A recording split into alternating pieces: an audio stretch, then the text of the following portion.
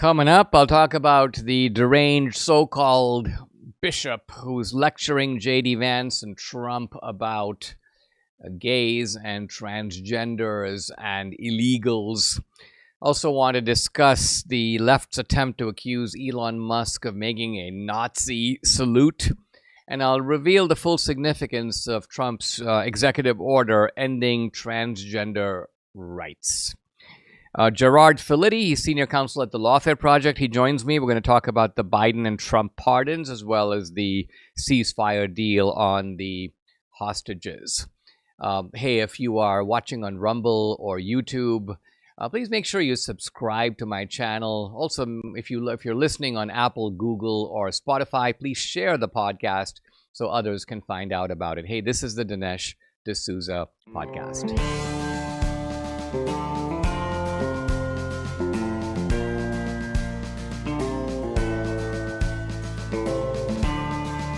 America needs this voice. The times are crazy. In a time of confusion, division, and lies, we need a brave voice of reason, understanding, and truth. This is the Dinesh D'Souza podcast. Yesterday, you might have noticed that the podcast had a slightly different background, and that was because I was home. We've had some pretty heavy snow, believe it or not, here in this, well, we think we're pretty far south, but nevertheless, when the snow comes, everything grinds to a halt. So I recorded from home, but I'm back in the studio now. Yesterday, I talked about Trump's pardon of January 6th hostages, as he called them.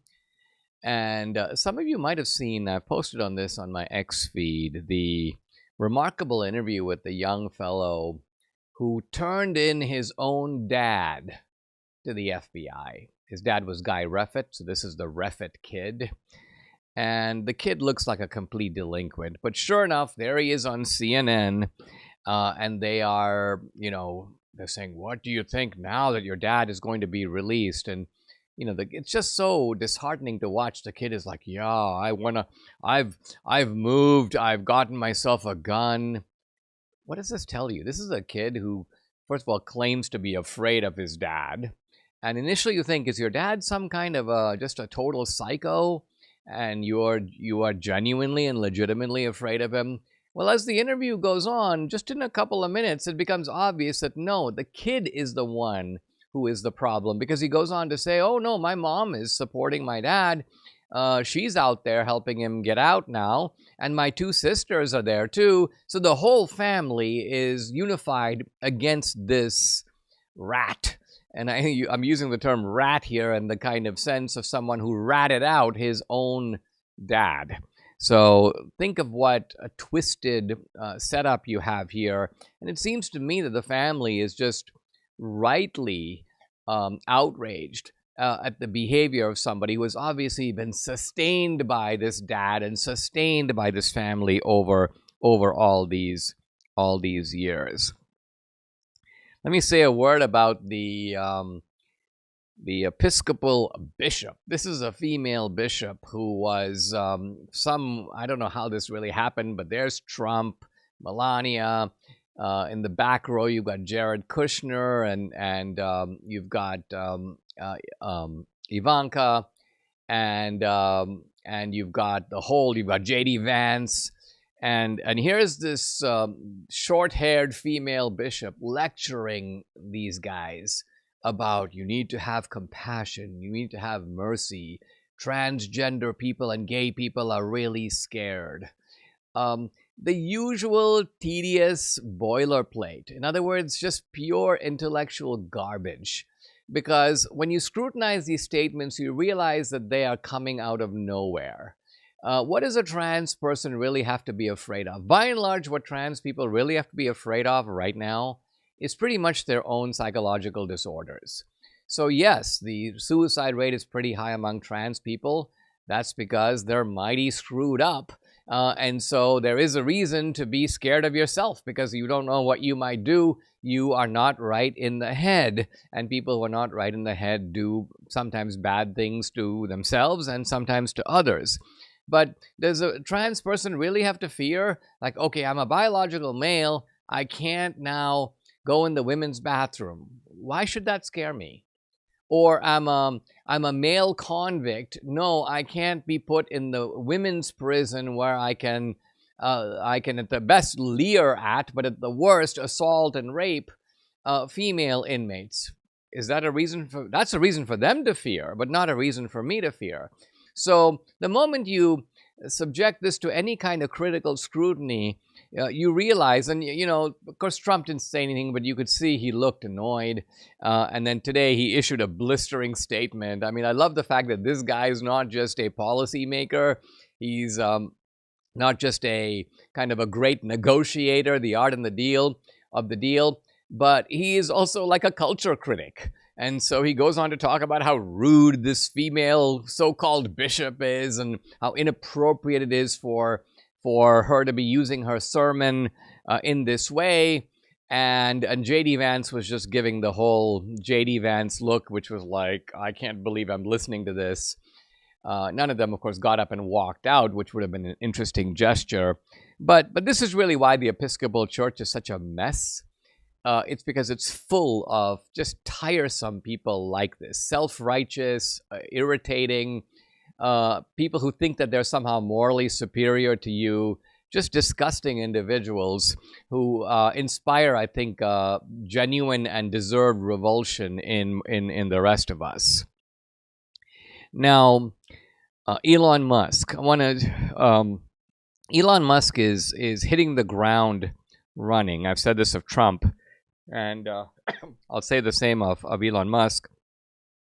It looks like Doge is going to be quite effective.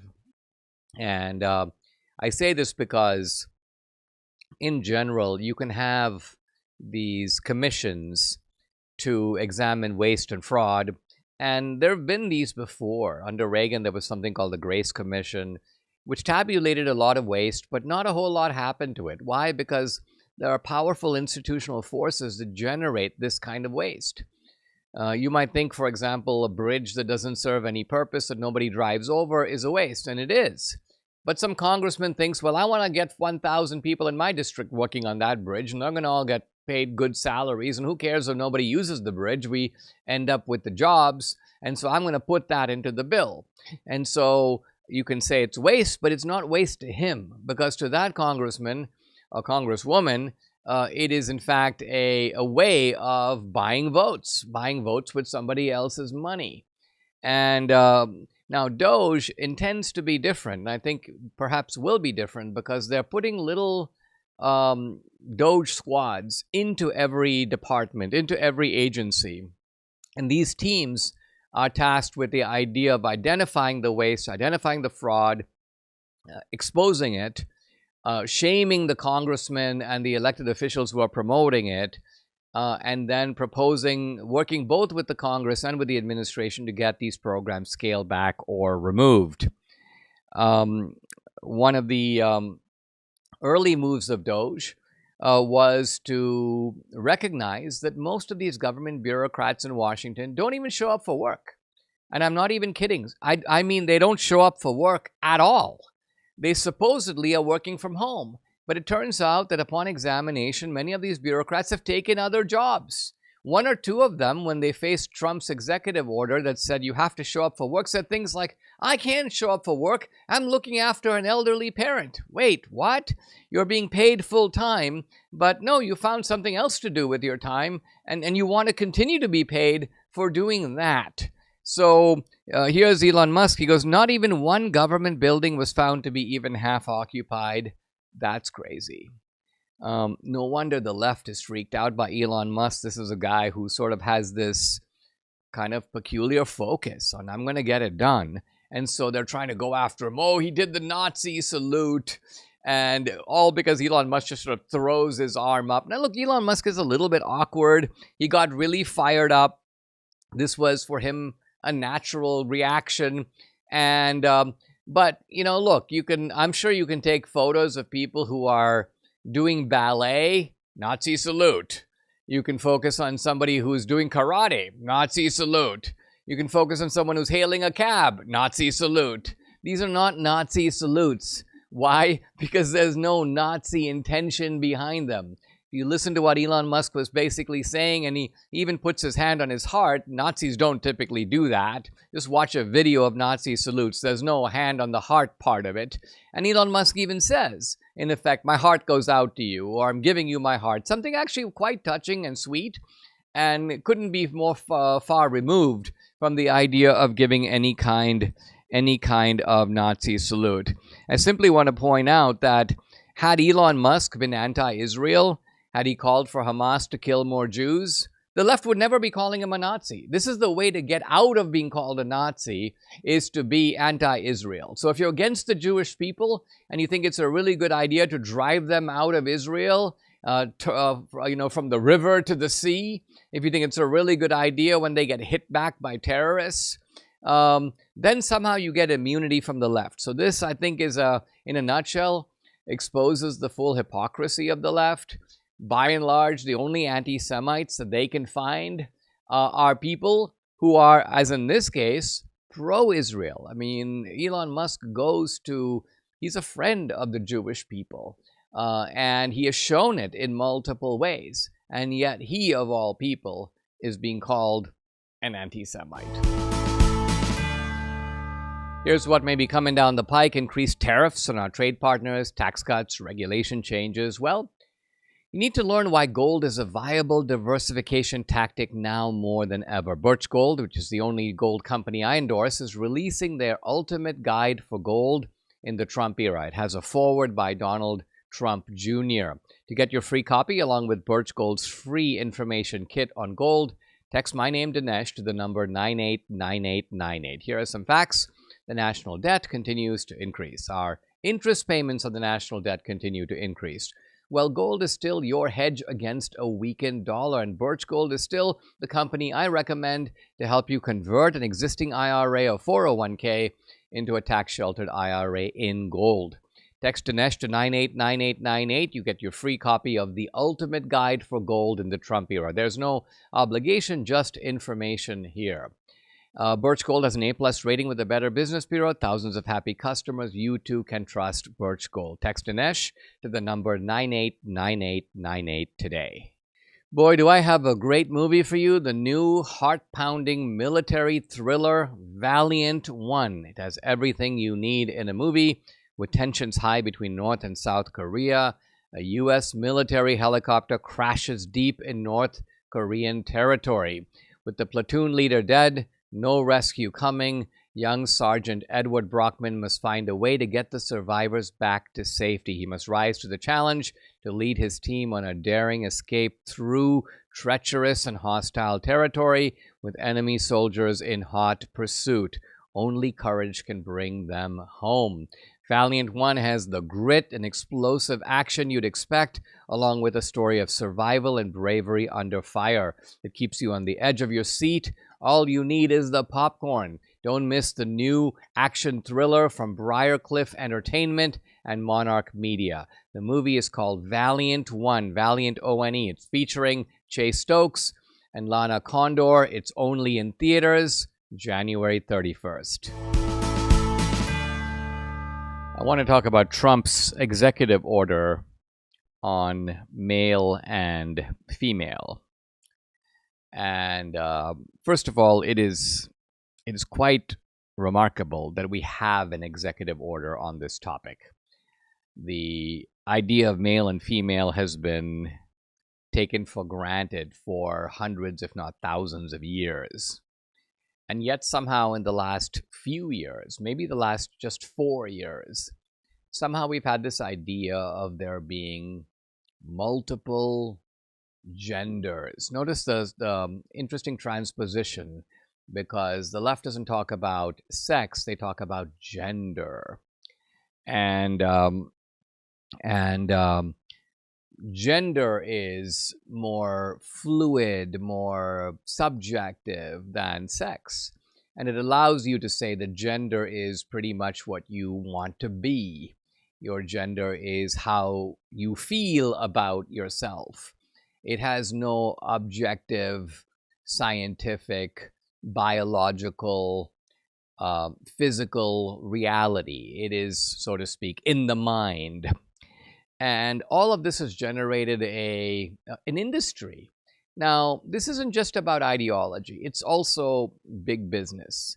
All these trans surgeries, all the subsequent, really lifelong medical treatments that attend these surgeries, constant checkups, all kinds of implants, all kinds of hormones, the things you have to take. The medical industry, this is a bonanza. This is the biggest thing since plastic surgery. And so people are getting rich off of this. And that's what makes something powerful, is when it has an ideological motor and then it also has a commercial motor, and the two are running side by side. For a while there, it seemed like this is a almost invincible trend, very disturbing, but almost impossible to defeat in our society. But now the countercurrent has grown very strong. And it is amazing to see this Trump really nuclear strike on this whole thing.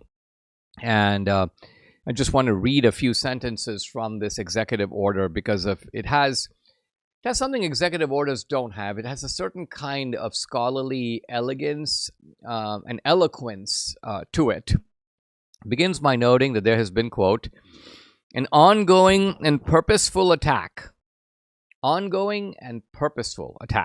against the ordinary and long-standing use and understanding of biological and scientific terms, replacing the immutable meaning, of course, unchangeable, biological reality of sex with an internal, fluid, and subjective sense of self, unmoored, unattached to biological facts.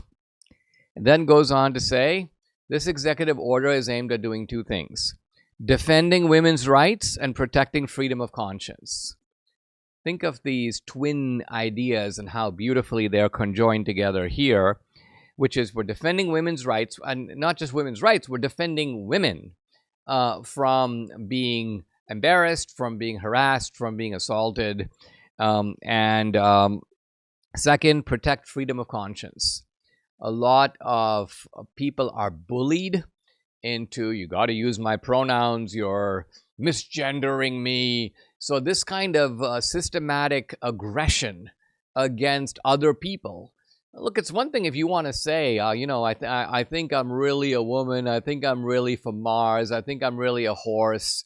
There's apparently one person who has surgically altered her face to make it look like a horse, and she does actually now resemble a horse. You can do that stuff to yourself if you want, but you can't demand that other people then pat you on the neck and treat you like a horse.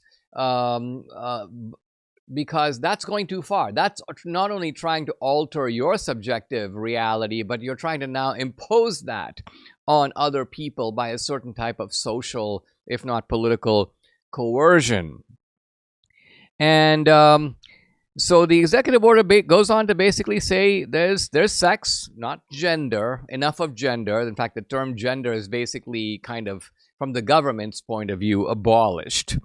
Second, you have women and girls, and this refers to females, and you have men and boys, and this refers to males. It also throws in a little zinger that female means a person belonging at conception to the sex that produces the large reproductive cell. Male means a person belonging at conception to the sex that produces the small reproductive cell. So this is basically a very simple biological definition of sex, and with a little bit of a nudge that, hey, guess what? Not only does your humanity, life, begin at conception, but also we come into the world male and female. We don't come into the world, no one comes into the world as a generic human being. And it goes on to then say that the erasure of sex in language and policy has a corrosive impact not just on women, but on the validity of the entire American system.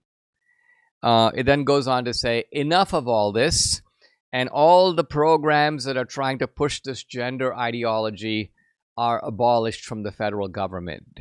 Not only that, but federal funds can't be used to promote gender ideology. Every agency of the government has got to make sure that that's happening. And it goes even further to say that institutions that receive funding, we're not just talking about government prisons, because we have some private prisons in this country. If they get any kind of federal funding, they're not going to be able to do any of this. It also basically says that institutions that get funding, universities from the government, are not going to be able to use those funds to promote any kind of gender ideology. And by and large, the executive order ends by identifying a whole bunch of things that the Biden people had put out, and all of these are now recalled, repudiated, abolished. So here are some of the documents that have been killed. 1, the White House Toolkit on Transgender Equality, gone. The Department of Education's guidance on documents, including 2024 Title IX regulations, pointers for implementation, which obviously had a transgender component, gone. U.S. Department of Education Toolkit, creating inclusive and non-discriminatory school environments for LGBTQI plus students, gone. Debbie and I were talking this morning about the fact that even Trump is going way beyond where he did in 2016. And Debbie was making the point, which I agree with. She said, they've created this monster. And she doesn't mean that Trump is a monster. He's actually a monster that we like. He's our monster. He's a good monster. But the point is that he wasn't like this. He tried to play ball with these people. He tried to accommodate them. He tried to be easygoing with them.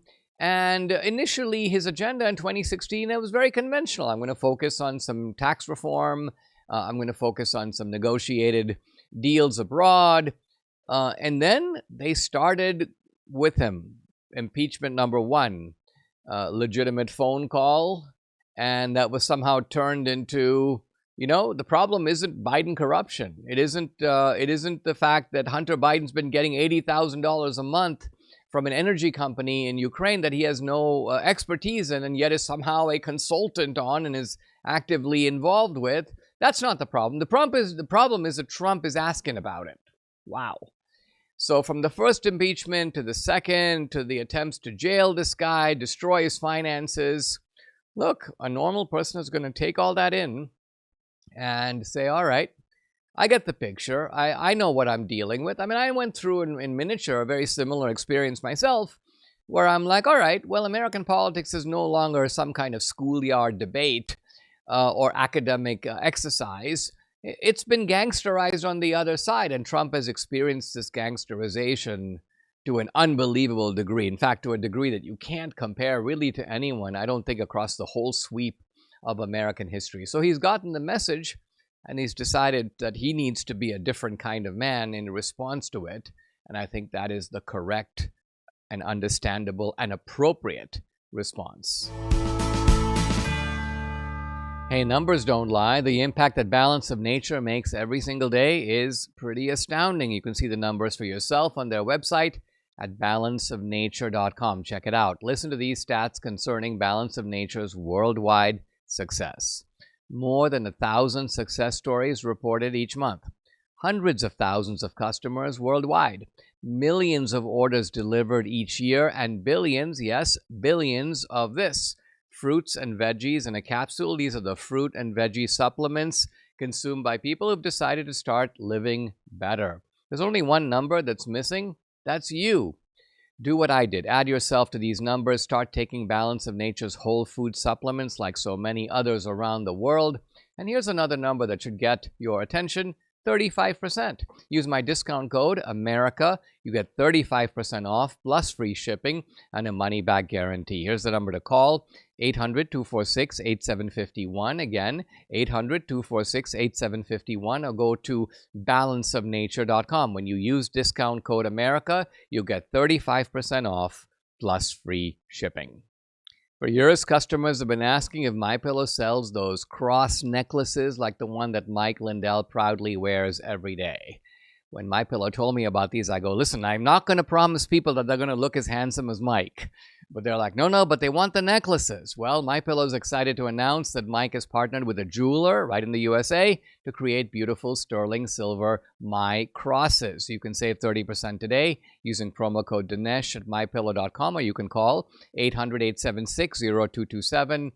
Now, you can choose from the women's or men's style. The My Cross for women, it has a more delicate look. It's reversible with mother of pearl style translucent white enamel on one side and onyx style black enamel on the other. The My Cross for men is a slightly larger cross with onyx style black enamel and a slightly longer, thicker chain. The amazing offer won't last long, so order now.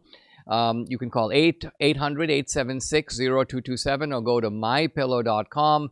Use promo code Dinesh.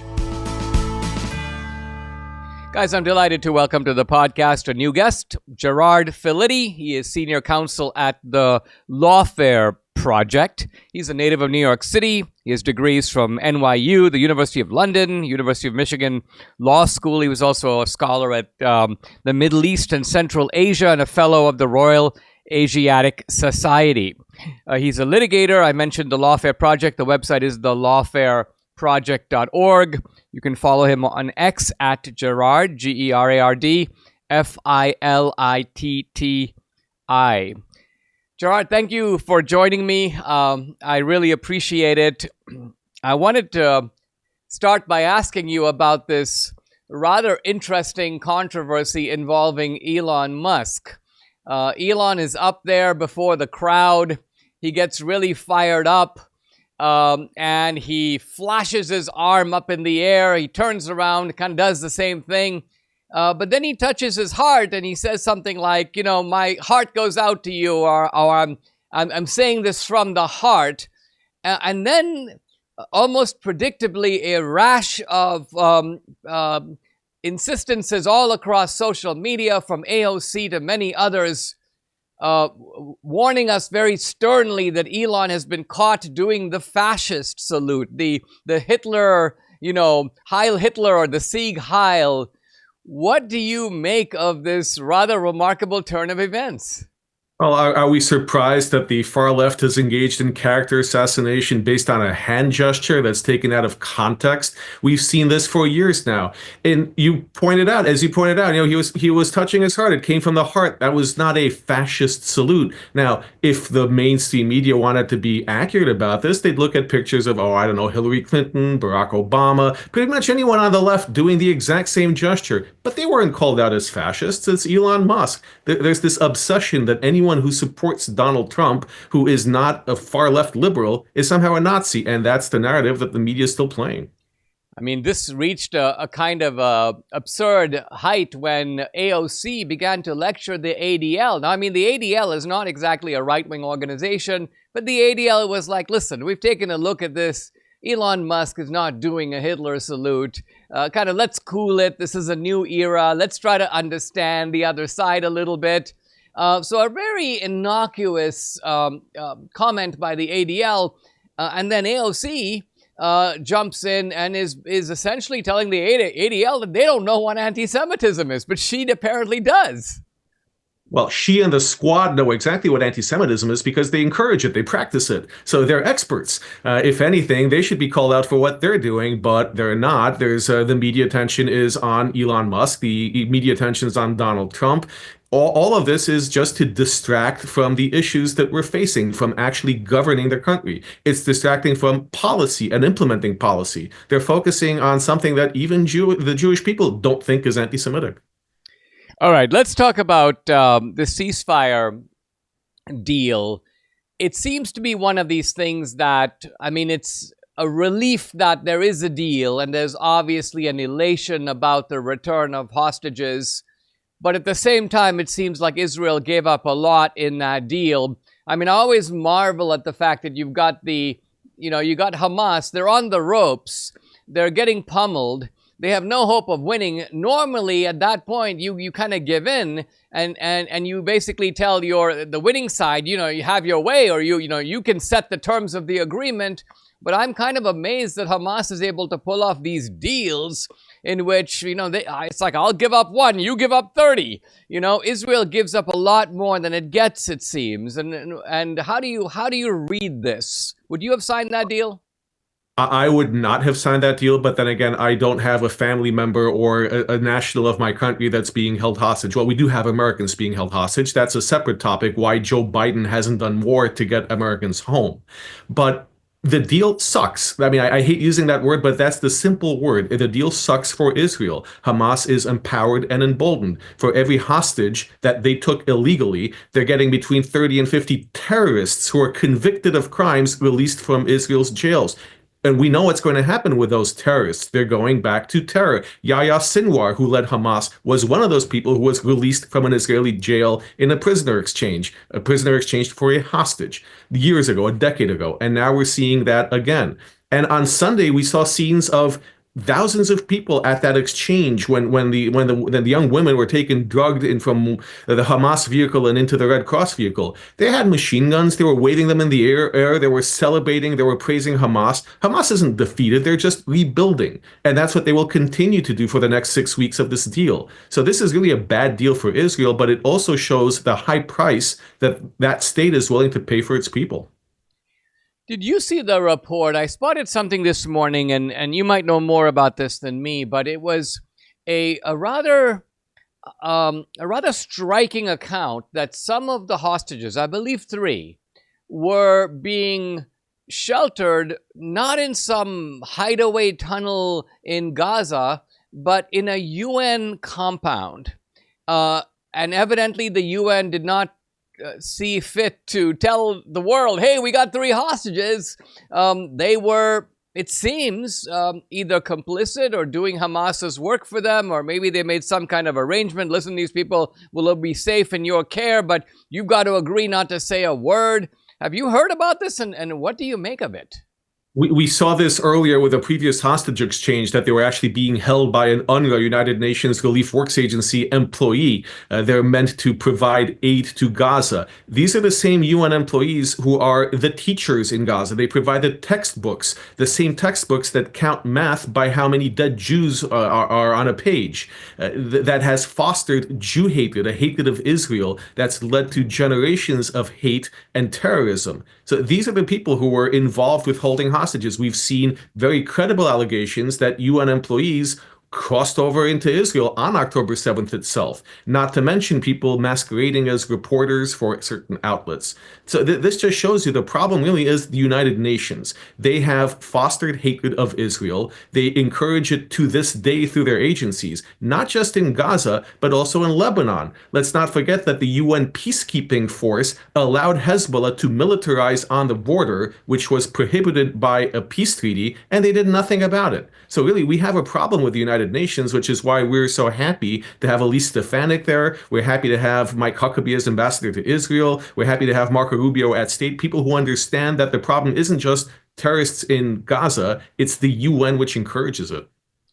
I was watching a little bit of the Stefanik, confirmation hearing this morning, and one of the senators was trying to do a gotcha on her by saying, in effect, do you believe, based upon some reading of the Bible, that the West Bank is part of Israel?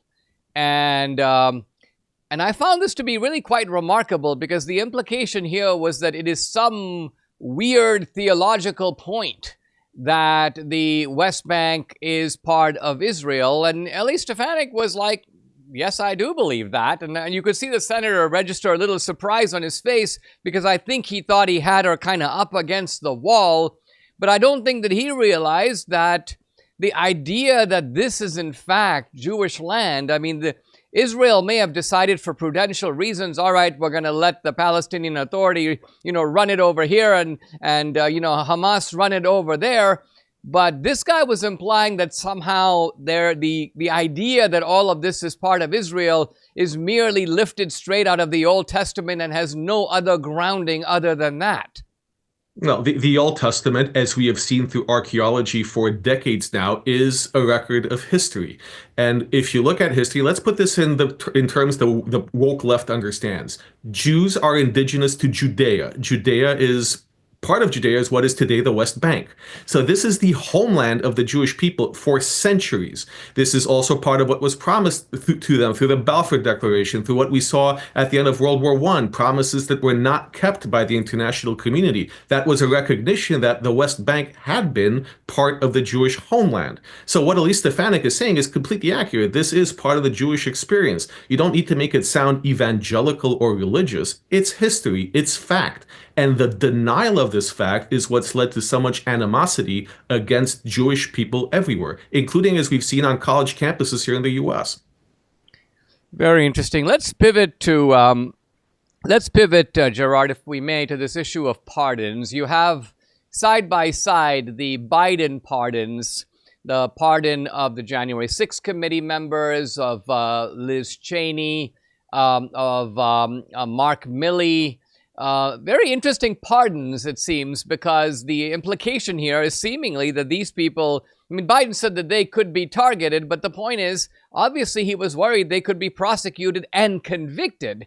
And if you're worried that somebody could be prosecuted and convicted, presumably you think that they did something that would withstand judicial scrutiny and would get juries to go along with those convictions. On the other hand, we have the Trump pardons. Let's have a comment, if I may, about the Biden pardons, and I want to ask you about the Trump pardons of January 6th defendants. Well, Dinesh, the Biden pardons really are unprecedented. You're pardoning people who have not been accused or charged or convicted of a crime. You're giving them blanket pardons, including Biden's family, which is even more bizarre. You're making these blanket pardons on the fear that they might be investigated for something that they did wrong. Where does this come from? This comes from the realization the Democrats are having that lawfare works both ways. They went after Trump and his supporters. They went after so many people in the legal system, abusing the legal system for the last 4 years, that now they realize, oh no, we lost. They might use the same tactics against us. So let's pardon everyone who may have been involved in wrongdoing. It sends the message that, where there's smoke, there's fire. You don't need a pardon if you have, if you've done something, if you've actually done nothing wrong. Wrongfully convicted people, it happens all the time. They need pardons. They deserve pardons. People who are disproportionately charged or punished, like the J6 defendants, some of whom were the full weight of the government went down on them to go after them using charges that the Supreme Court said were inappropriate, just to punish them, to get them in prison in a politically motivated prosecution. So that's where we see the difference. We see Biden pardoning people who are not charged with anything, not convicted of anything, and Donald Trump issuing pardons to people who were suffered the justice system and were abused through it. I mean, there were well over 1,500 people arrested on January 6th and prosecuted. Now, there were some cases of violence. Even the cases of violence, when you look a little more closely, turn out to be a little ambiguous. In other words, in some cases, the policemen start firing pellets into the crowd, or they use a shield against somebody and somebody raises their hand to block. And this is supposedly fighting against the cops.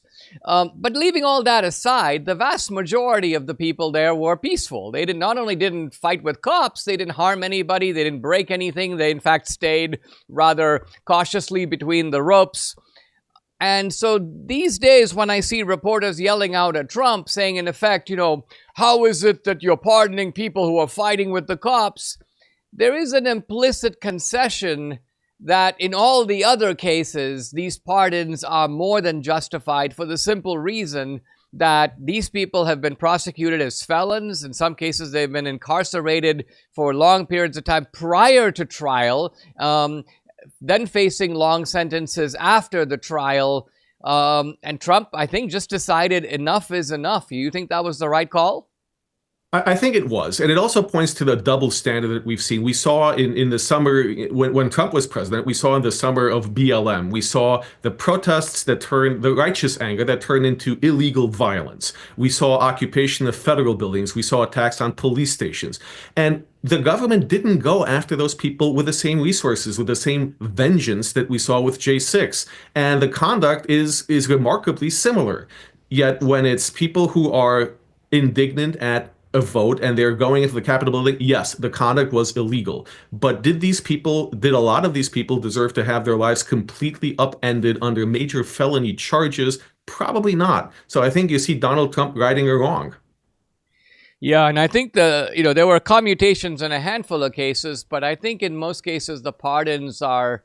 I know something about this because I got into an issue with the Obama administration over campaign finance issues. A pardon is really great because it wipes the record clean and restores your rights in full. Because, if you get a commutation, all right, you're out of jail, but guess what? You're still a felon. You can't travel comfortably abroad. You're generally stopped at the airport. Your passport gets a big X sign. You have a parole officer who drops by and asks you things like, do you have a weapon in the house, sir? And so you're not, you still have a little bit of a legal millstone around your neck, but a pardon clears all that out. I'm glad to see that some of these people have a real chance to put their life back together. Right. And as you pointed out, the ones who are engaged in actual violence, the ones whose convictions I think were very much appropriate, they're not pardoned. Their sentences are commuted. So they still have that stigma. They still have those consequences. And that's more than we can say for a lot of other people who've broken the law that have never been prosecuted under any administration. Guys, I've been talking to Gerard Filitti, the senior counsel at the Lawfare Project, thelawfareproject.org. That's the website. You can follow him on X at Gerard, Gerard Filitti.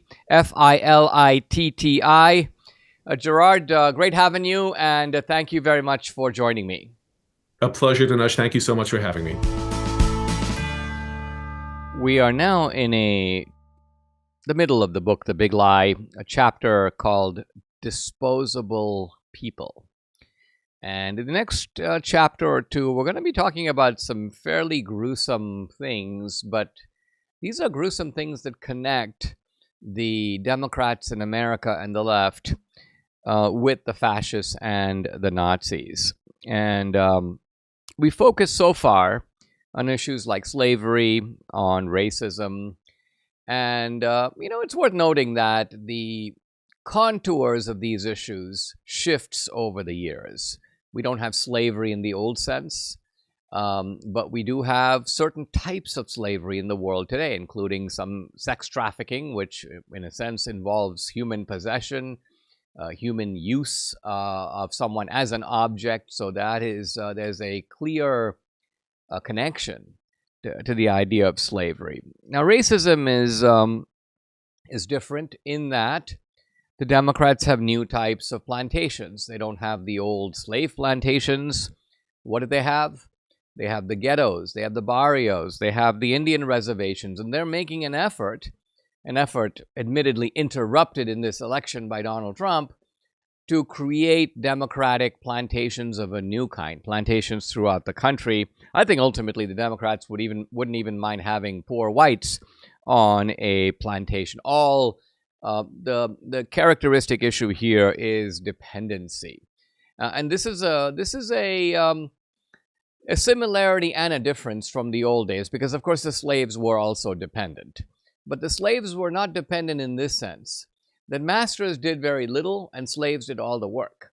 So the slaves cultivated skills, and work was of course was mandatory, was a requirement for the slaves. Notice that today Democrats like to have the people on their plantation not work. They would rather have you dependent on them for a livelihood, because this way they are guaranteed of your subservience and your vote. See, right now, you can legally leave the plantation. You can get up and go in a way that the old slaves couldn't get up and leave the plantation, because there would be slave patrols that would chase them down, capture them, and return them to the plantation, probably with some whippings for doing what they did, for being a runaway. But now that the slaves, or at least now that the would-be dependents can leave, the Democrats have got to create incentives for you not to leave. Hence the please don't work. Hence the let us take care of you. Hence the continuing, in some cases, intergenerational dependency. But let's move on now to this issue of disposable people, and the kind of key thing that we think about when we talk about disposable people. Certainly, in the case of the Nazis, we think about the death camps. I mean, think about people, not just Jews but others, being fed into these death camps where you are initially, in some cases, murdered by being shot, and then later, of course, the introduction of various forms of chemical, gas, Zyklon B, hydrogen cyanide gas, and the horrors of the so-called death camps. And where were the death camps? I mentioned earlier, these were not in Germany. There was Treblinka, Chelmno, Belzec, Sobibor. These are some of the death camps. Carbon monoxide was used, so was Zyklon B gas. And but before the Nazi death camps, there was something else. There was a kind of program that has been called a dress rehearsal for the Holocaust. And that is something that has been largely lost to history, but it's important we recover it, because we will see a parallel happening in America with the Democratic Party and with the progressive left. I'm talking about the attempt to euthanize or kill large numbers of people who were considered unfit, either physically unfit, mentally unfit, people who were seen as defective in some ways. Later in America, Margaret Sanger would call those same people human weeds.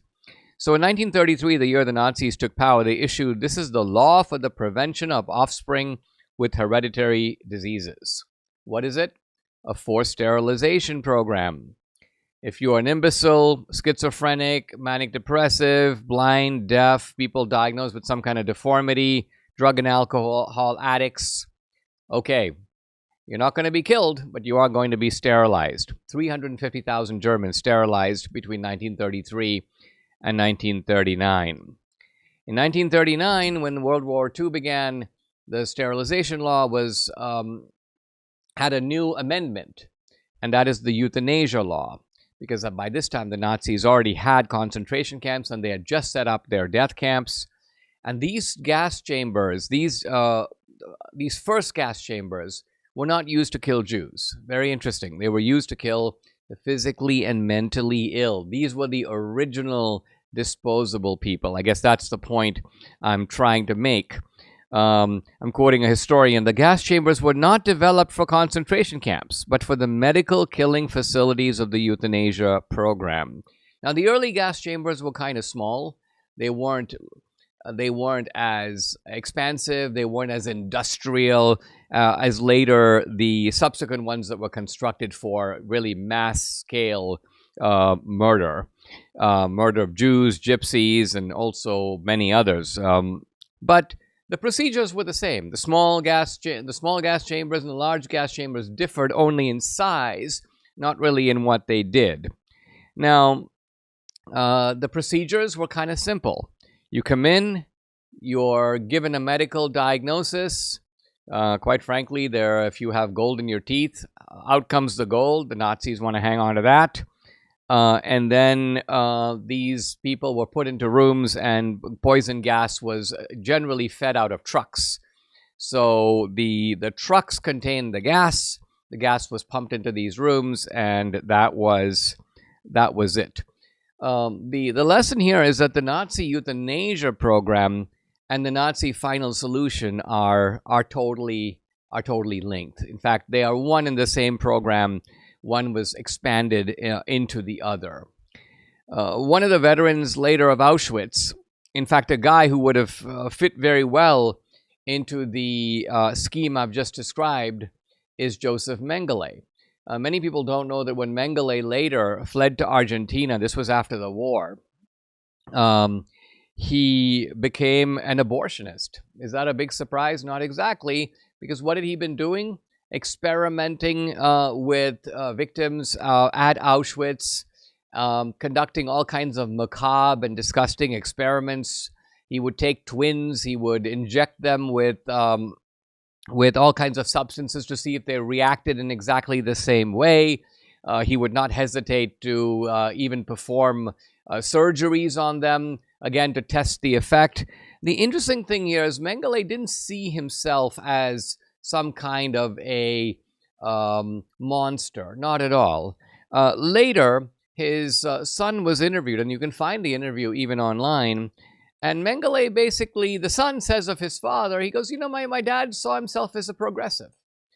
He thought of himself as a scientist. He saw himself as conducting the latest types of studies that kind of on the cutting edge to make advances in medical research. He said he didn't see himself as responsible for Auschwitz. He's like, whether or not I was there, the killing was still going to go on. So since they were going to be doing this anyway, he didn't see any problem with stepping in and kind of using the human fodder, as he saw it, in Auschwitz for medical research.